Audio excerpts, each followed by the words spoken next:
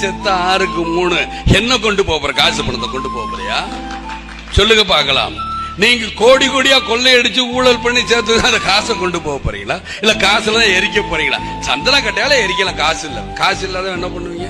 இல்ல புதப்பாங்க. ஃபாரின்ல கூட என்ன பண்ண, நீளம் 6க்கு 3 அதே மாதிரி குத்த வச்சு வைக்கலாம்.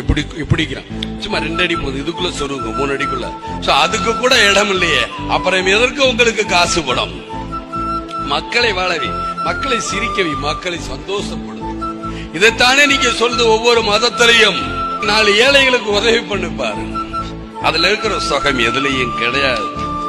இதை நான் அனுபவிச்சிருக்கேன், அனுகுணமா அனுபவிச்சிருக்கிறேன்.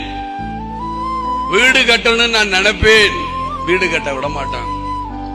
வருமான வரி சோதனை பண்ணுவாங்க, இருக்கட்டும். ஆனா வீடு கட்டணுக்கு மேல பணம் எடுத்துட்டு போகணும். ஏன்?